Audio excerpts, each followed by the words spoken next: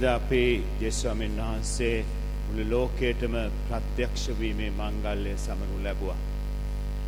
ඒ ශ්‍රාස්ත්‍රවන්තේ නැවිලා උන්වහන්සේ ඉදිරියේ කුඩා ජේසු බිලිඳුරියේ සස්ත්‍රාන්ගෙන් වැඳ වැටුණු ආකාරය අපි ගිරිද දවසේදී මතක් කරගත්තා.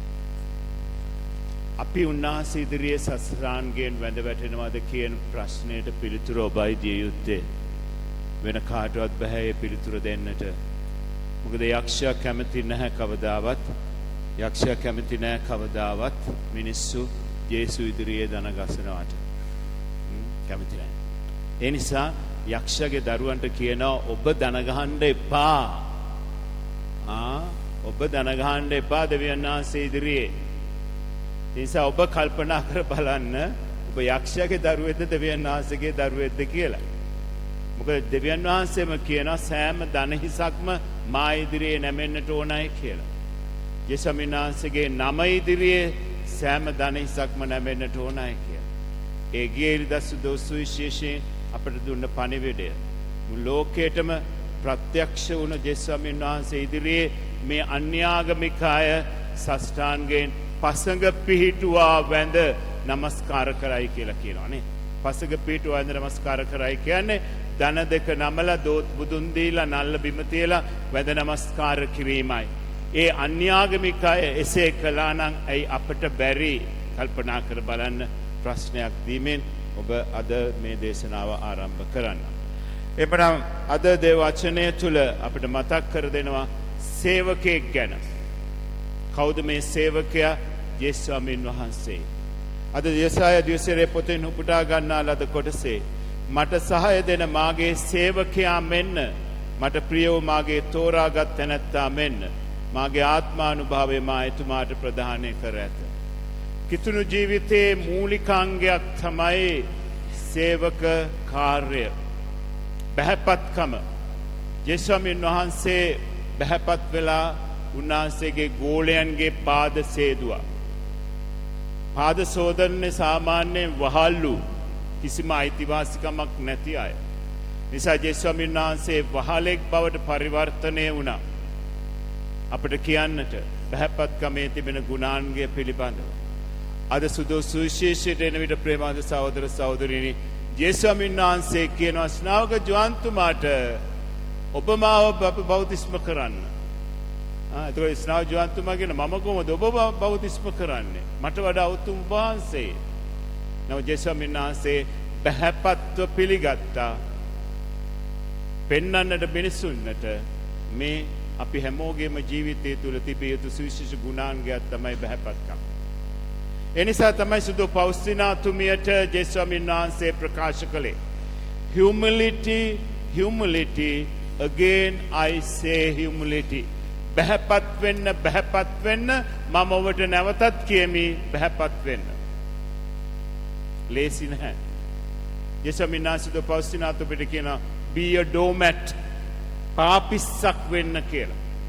ප්‍රේමන් සහෝදර සහෝදරියනි, අද යෙසායා දිවසේ පොතේ උපුටා ගන්නා ලද කොටසේ සඳහන් කරනවා සේවක භාවය පිළිබඳව. ප්‍රේමාද සහෝදර සහෝදරියනි, අපි මීසම් පාලනය කරන්න ආය වෙලා නෙමේ ඇවිල්ලා තිබෙන. අපි සේවය කරන්නට මීසම් සේවක පියතුමා, මීසම් බලධාරි කෙනෙක් නෙවෙයි. අපි ඇවිල්ලා තිබෙන සේවකයි. ඒ නිසා යේසුස්වාමීන් වහන්සේ අපිට උගන්වුවා සේවකෙක් කියන්නේ කවුද කියලා. ප්‍රියව මාගේ තෝරාගත් තැනැත්තා මෙන්න, මාගේ ආත්මානුභාවය මා එතුමාට ප්‍රදානය කර ඇත. සිල් ජාතීන්ට එතුමා යුක්තිය ගෙන දෙනු ඇත. එතුමා උස්සනින් කතා කරන්නේවත් මොරගසෙන්නේවත් නැත. උන්වහන්සේ පෞකාර්යව එළවන්නේ නැහැයි කියන බලගතු පණිවිඩය යෙසායා දිවසේවරයා ප්‍රකාශ කරනවා.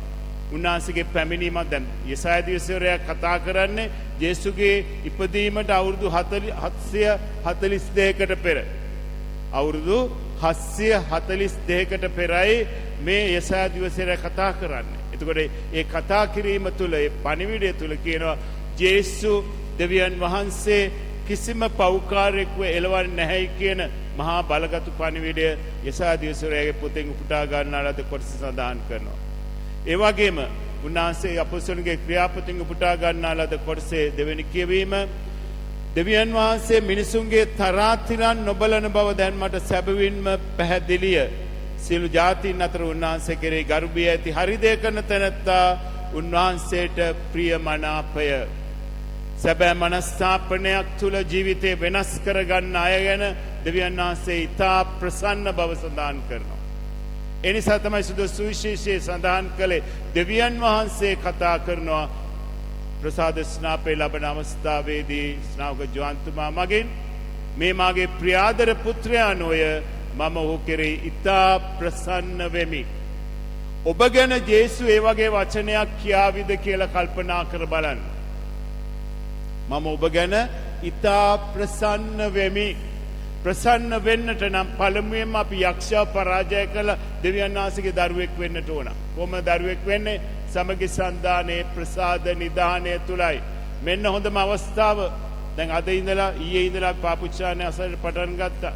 පාපුච්චාරණය කරගන්න. අන්න එතකොට දෙවියන් වහන්සේට ප්‍රසන්න පුද්ගලයෙක් වෙනවා.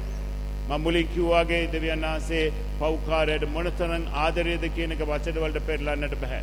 ඒ නිසා ස්නාවක ජෝන්තුමාගේ වචන පොරව ගස් මුල් වලට තබා තිබේ.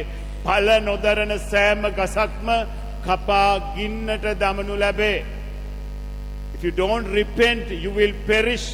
අවසානයේදී වෙන්නේ ඒකයි. ඒ නිසා හිතන්න එපා අපිට පව් නැහැ, අපි සුද්ධවන්තයි, අපි පාපිෂාන කරන්න ඕනේ නැහැ. ඔය ස්වාමීලා අපිට වඩා පව්කාරය මොනවටද අපි ස්වාමී ළඟට පව් කියන්න යන්නේ කියලා හිතලා ඔබගේ ආත්මය නරකාදියට යවා ගන්න එපා. හොඳ පාපිෂාරණයක් කරගන්න. මේ දවස් කීපේ පුරාම කල්පනා කර බලන්න ඔබගේ ජීවිතය ගැන කල්පනා කොහෙද ඔබට වැරදිලා තියෙන්නේ. ඒ වැරදුණු තැන හදාගන්න. උන්වහන්සේ කවදාවත් අපි එලවන්නේ නැහැ ප්‍රේමවත් සහෝදර සහෝදරනි. අපි පෞකාරයි කියලා එලවන්නේ නැහැ. සමහරට ඔබ අවුරුදු 10කින් 12කින් පාපුච්චාරණය කරලා නැතුව ඇති. කමක් නැහැ එන්න. කියන්නේ ජේසුට සමා වෙන්න කියලා. මේක හැමදාම මම කියන දෙයක්. මොකද මේ සත්‍යයට අපි තේරුම් නොගත්තොත් ජේසු මට ආදරෙයි. මම පෞකාරයෙක් තමයි. නමුත් ජේසු මට ආදරෙයි කියන බලගත් පණිවිඩය ඔබ තුළ තිබෙනවා නම් පුදුමාකාර සතුටක් ඔබ තුළ ඇති වෙනවාට කිසිම අනුමානයක් නැහැ. ඒ නිසා බහැපත්කමේ ගුණාංගය සේවකෙක් වීමේ වැදගත්කම අද අපට දේ වචනය තුළ මතක් කර දෙනවා. එමනම් ප්‍රේමවත් සහෝදර සහෝදරියනි විශේෂයෙන්ම මේ මංගල්‍යය නුවණවලට මේ ධර්ම විවේකයට මේ ඥානකාන්තියට පැමිණෙන්න ඔබට එන්නට බැරි නම් අනුමතරවේ YouTube channel එකේ සහභාගී වෙන්න. සහභාගී වෙලා මොනවද අද මේ මට කියන්නේ? මොකද්ද උන්වහන්සේ මට මේ අවුරුදු 151 වෙනි මංගල්‍යයේදී මොනවද උන්වහන්සේ මට කියන්නේ? මගේ ජීවිතේ වෙනස් කරගන්න නේද කියන්නේ කියලා කල්පනා කර බලලා සැබෑ ජීවිත වෙනසක් ඇති කරගන්න උත්සාහ කරන්න. මේ ඔබට දෙන අවසාන අවස්ථාව වෙන්න පුළුවනි අපි දන්නේ නැහැ. දැන් ගිය අවුරුද්දේ මංගල්‍යයට හිටපු අය අද සමහර අය මෙතන නැහැ. ඒකට අද ඉන්න අය ලබන අවුරුද්ද වෙනකොට ඉඳී දන්නේ නැහැ. අපි දන්නේ නැහැ මොනවද වෙන්න යන්නේ කියලා 2026 වසර තුලදී. ඒ නිසා අද හෙට නෙමේ අද සැබෑ මනස්ථාපනයක් ඇති කරගන්නට හැම කෙනෙක්ම උත්සාහ කරන්න. මෙය ඔබට දෙන සමහර විට ඔබට දෙන අවසාන අවස්ථාව වෙන්නට පුළුවනි. අපි දන්නේ නැහැ. 2019 බෝම්බ ප්‍රහාරය ඒ අය කවදාවත් හිතුවද අපි පල්ලි යන්නේ අපි අද අපේ අවසාන ජීවිතය කියලා? කවුරුත් හිතුවේ නැහැ නේ. ඔබ හිතනවද මගේ ජීවිතයේ අවසාන දවසයි අද කියලා? හිතනවද? කල්පනා කර බලන්න. අපි දන්නේ නැහැ දිනේ පැය වේලාව අපි දන්නේ නැහැ. ඒ නිසා සූදානම් වෙන්න. සූදානම් වුණා නම් එතරයි ඒ අයනේ අවශ්‍ය වන්නේ. ඒ නිසා සැබෑ මනස්ථාපනයකට වැදගත්කම මතක් කරගෙන යේසුස්වමින් වහන්සේගේ බෞතිස්ම ස්නාපනය ලැබුව දවසේදී සැබෑ මනස්ථාපනයකට යොමු වෙන්න උත්සාහ කරමු. ඒ වගේම ඊයේ දවසේදී අපගේ ගරු ගොරෙට්ටි කන්‍යා සොහොයුරිය 50 වෙනි සංවත්සරය ලැබුවා. පැවිදි ජීවිතයේ අපි ඇයට සුබ පතමු. ඒ වගේම අය වෙනුවෙන් යාඥා කරමු.